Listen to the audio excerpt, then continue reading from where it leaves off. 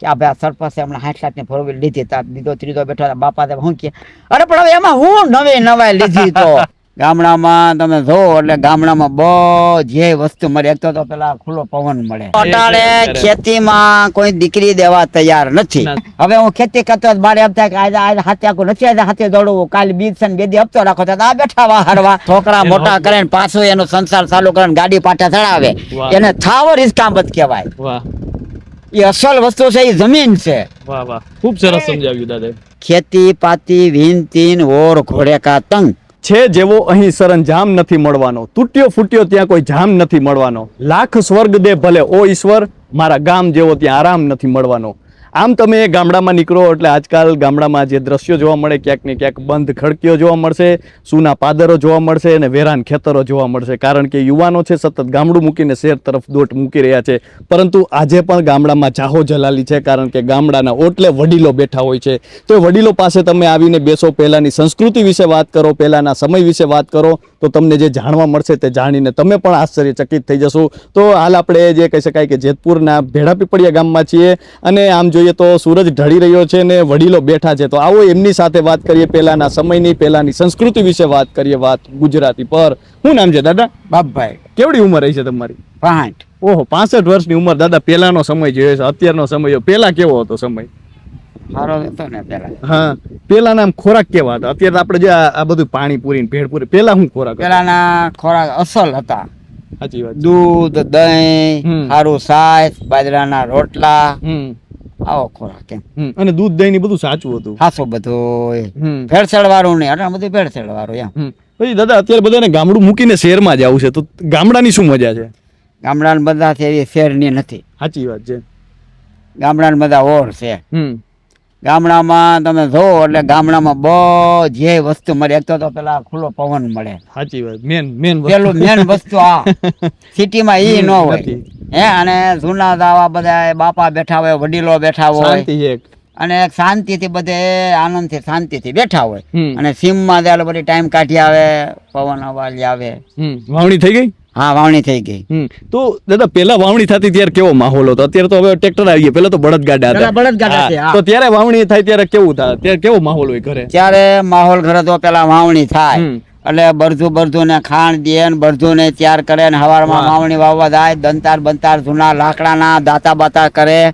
ભૂતાનની કોયડું હોય ત્યાં બધા દાતા નાખે. હવારે વેલા ઉઠે, હાથીઓ કરે, હોપારી મૂકે, બળદ ને એને સાંડલા કરે અને પછી વાવણી વાવવાની. વાવણી વાવે. ઘરે શું બનતું? ઘરે તેથી મગનું શાક તેથી ઈ જ બનતું. હા મગનું શાક ને એવું બનતું કરે વાવણી વાવવા જાય તેથી. હા પછી મહેનત કેવી હતી પેલા? અત્યારે તો આ બધું આધુનિક ટેકનોલોજી, અત્યારે તો અત્યારના છોકરાઓ તો વાડીએ જવું જ નથી. પેલા મહેનત સારી હતી, હાથ મહેનત હતી પેલા. સમજી ગયા? જો આપણે બળદું હોય અને હાથેથી ઓરવું, હાથેથી બધું વાવવું, હાથેથી હાથી આંકવા, બધું નીંદવું ખોદવું આન તેન બધું.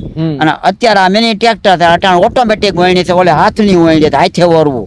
બળદું હાથે આંકવા, ઓરવું હાથે. એક જણો બળદું હાકે જતો હોય ને ઓરે જતો હોય, બે કર્યા જતો હોય, એક ને એક માણસ કર્યા જતો હોય. એટલી મહેનત હતી. હા મહેનત એટલી. અત્યારે તો કઈ મહેનત છે જ નહીં એ પ્રમાણે. તો અત્યારે એ પ્રમાણે મહેનત નથી. અત્યારે આધુનિક સમય આવી ગયો એટલે હું આ ટ્રેક્ટરો બધા આવી ગયા, મિની ટ્રેક્ટર ઓટોમેટિક વહેણી.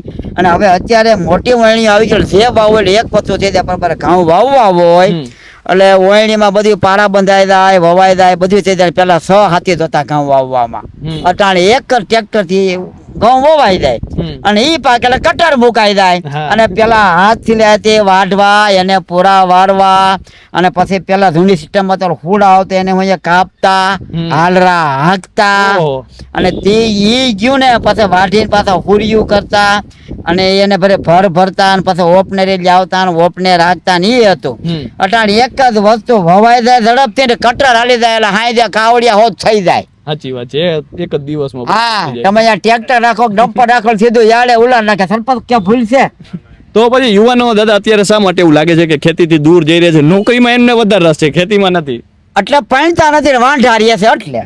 એમાં બીજો કોઈ પ્રોબ્લેમ નથી. તો અટાણે ખેતીમાં કોઈ દીકરી દેવા તૈયાર નથી. સાચી વાત છે. બરોબર. હા અને દાદા પછી આમ જોયું તો આજકાલ જમીન ખૂબ વેચાઈ રહી છે, તો આ બધું જો અત્યારે દુઃખ થાય?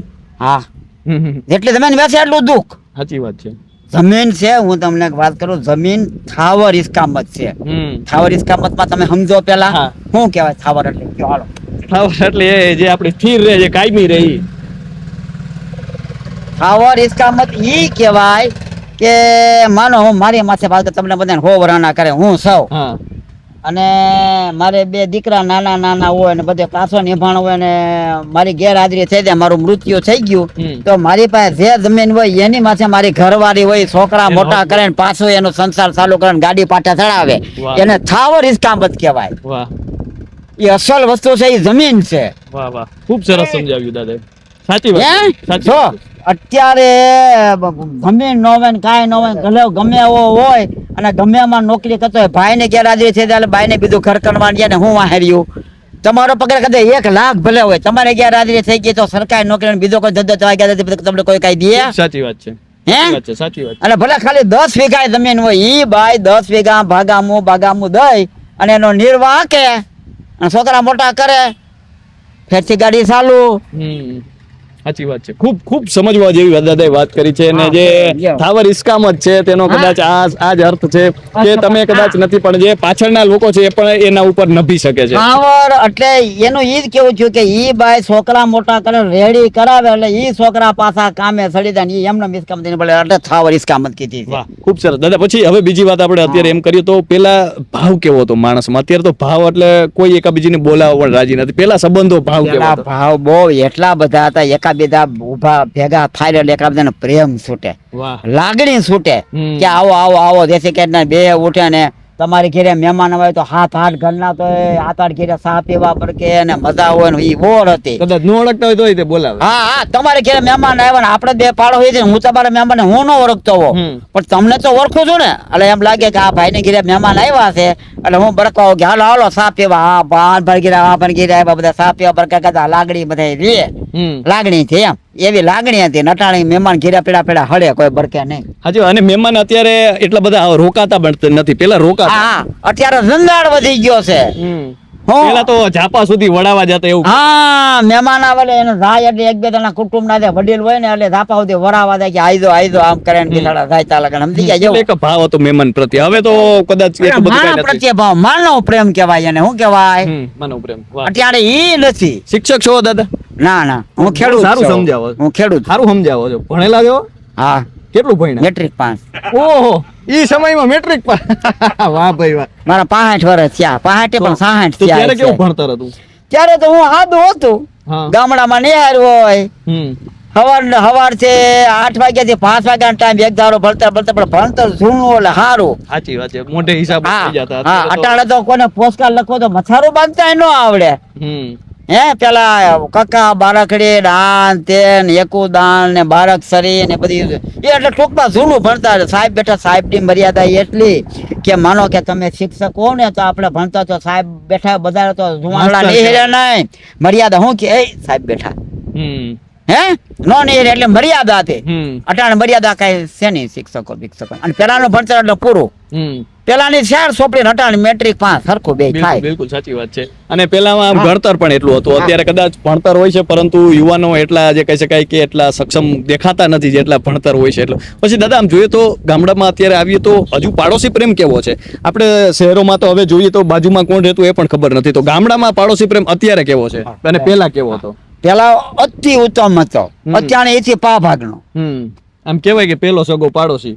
એ કહેવાય છે પેલો હગો પાડો હે, ઘર પાડો હે, અને ખેતર હોય તો શેઠા પાડો હે. હા. જો હા. આપણે 2 હગા ભાઈ હોય. હમ. હવે તમે ક્યાંય બીજા ગામમાં રહેતા હોય, શેઠા રહેતા હોય, મારા પાડોમાં સરપંચ રહેતા હોય તો મને કાંઈ થાય તો હળી કાઢીને અમારા ઘરના આને બરકે કે હાલો તો ફલાણો આમ તેમ થયું, એટલે એમ કહે છે કે પેલો હગો પાડો હે. વાહ. અને શેઠા પડે પેલો જૂની સંસ્કૃતિનું છે, એ જૂની સંસ્કૃતિનું છે. બાકી અહીંયા મજા આવે છે તમને ગામડામાં? ગામડામાં મજા આવે, ઓર મજા. હા વડીલોને શું ચિંતા હોય અત્યારે? કઈ ચિંતા હોય વડીલોને તમારા જેવા? કાંઈ ચિંતા નહીં. છોકરા હારા હોય તો ચિંતા ન હોય, નકર પડદા તો ઉઠલેલી હોય તો ચિંતા. માણા એટલે કહેતા તો સાંભળો, સંપત્તિથી સુખ નથી, સંપત્તિ અને સંતતિ એ 2 વસ્તુ સારી હોય તો તમને સુખ છે. સંતતિ એટલે સંતાન. સંતાનો. તમારા સંતાન જો હારા હોય તો પેલું સુખી, નકરા પૈસેથી સુખય નથી. એટલે કીધું કે સંપત્તિ ને સંતતિ બે હારી હોવી જોઈએ. એટલે દાદા હવે આમ જોઈએ તો બધું અત્યારે સમય સાવ બદલાઈ રહ્યો છે. પેલા ગામમાં પેલી વખત સાયકલ આવી ત્યારે કેવો માહોલ હતો, આમ નવાઈ લાગતી? નવા એટલે સાયકલ જોવા જાય બધાય. એમ કે આ તો એમ કે માનો કે આપણા ગામના સરપંચ છે એટલે કોણ કેમ કે અરે ભાઈ સરપંચ ની સાયકલ છે હો, એમ સાયકલ પેલા બહુ લાગતી. અટાણ તમે 60 લાખ ની 4 વ્હીલ જતો જોવાનો, કોઈ જોતું નથી. આ કેટલી બધી નીકળતી હોય કદાચ એમ કે જોવાની તમે હે. અમે વડીલો સાથે વાત કરીએ ને તો એ પણ એવું કે ભલે ને પ્લેન લે તોય નવાઈ નથી અત્યારે. અટાણે કાંઈ નવા, અટાણે કોઈ વસ્તુની નવાઈ વહી ગઈ છે નહીં. હમ કોઈને અટાણે કઈ જોવાનો રસ નથી. જો તમે કદાચ 60 લાખ ની 4 વ્હીલ લીધા ને માળા પડા બચાલો કો કેમ કે ને કે આ ભાઈ સરપંચે હમણાં 60 લાખ ની 4 વ્હીલ લીધી, તાર બીજો ત્રીજો બેઠો હતા, બાપા તે શું કે અરે પણ હવે એમાં હું નવાઈ લીધી તો સરપંચ હાસું ખોટું. સાચી વાત છે. એટલે નવાઈ વહી ગઈ છે. અને કદાચ અત્યારે જો ગઢિયા કેતા પેલા ખેતી શું કેતા તો સાંભળો, ખેતી પાતી વિનતીન ઓર ઘોડે કા તંગ. એટલે એ વસ્તુ શું કીધી છે હવે એને ભાવાર્થ તો પેલી સાખી ખેતી પાતી વિનતીન ઓર ઘોડે કા તંગ. એટલે હવે બરોબર સાંભળી દો, ખેતી એ જાતથી કરવાની છે તો જ સારી થાય. આ બે કરાવો અટાણ બધું એ વધી ગયું છે. પછી શું કે ભાઈ આમ થયું ને તેમ થયું, એટલે ખેતી જાતથી કરવાની એને અર્થ એક. અને ઓર ઘોડે કા તંગ, તમે ઘોડો રાખતો તેનો તંગ તમારે ખુદ જાતથી બાંધવો પડે.